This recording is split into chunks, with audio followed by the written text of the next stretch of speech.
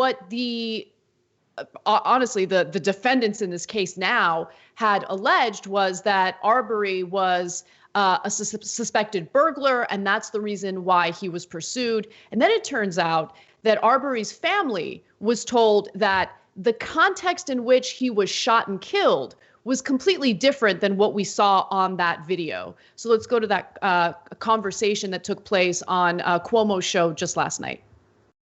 This first happened, and the explanation was, well, he was fleeing the scene of a crime. Did the police come to your parents and say, well, you know, he was leaving the scene of a crime, and that's what this was about? Did the police say that to your parents? Do you know?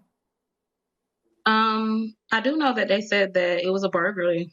What would be their basis, other than what they were told by these two guys who are now arrested for connecting the deceased to any crime?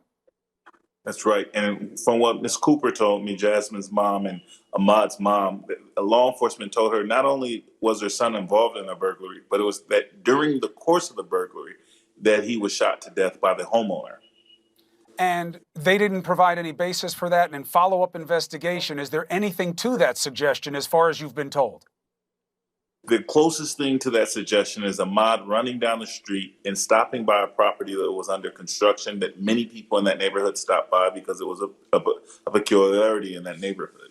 I mean, to go and tell the family members that he was shot in the process of burglarizing someone's home, it's just, it adds insult to injury. But I mean, I'm obviously like saying that is downplaying it. It's just so unbelievably gross and disgusting. He was the victim here. He was not committing any type of crime. He was jogging and he was shot and killed in broad daylight by two people who decided to pursue him for absolutely no reason. They claimed that they thought he was a burglary suspect, but I mean, was there any evidence of that? And if you think that someone is a burglary suspect, you're not allowed to just carry out vigilante justice like that and kill someone.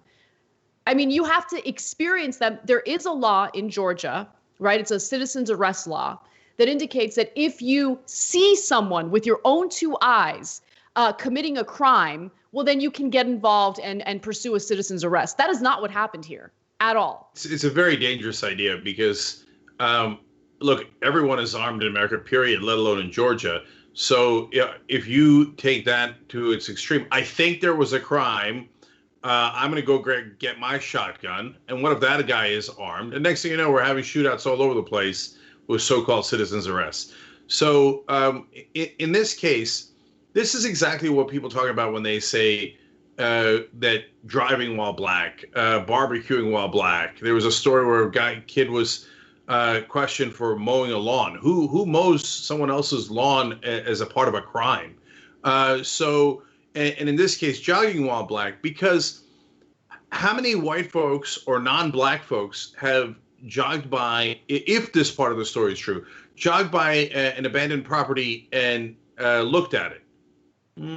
Millions of people. I know I've done that. I've done that a bunch of times, right? Same, definitely. And so I'm brown, but I'm not black. And so in that case, good neighborhood, bad neighborhood, doesn't really matter. Okay, the skin color is what apparently mattered. Because if a white guy had done that, there's no way in the world they chase him down with a shotgun and then shoot him. It's inconceivable.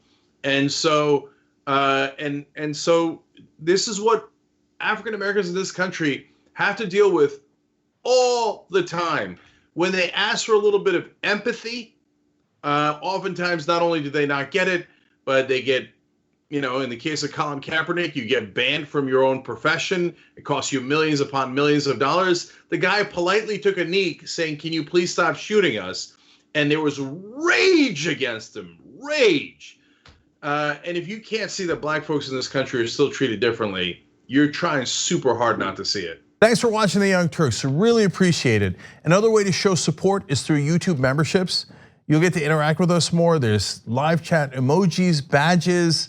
You've got emojis of me, Anna, John, JR. So those are super fun. But you also get playback of our exclusive member-only shows and specials right after they air. So all of that, all you gotta do is click that join button right underneath the video. Thank you.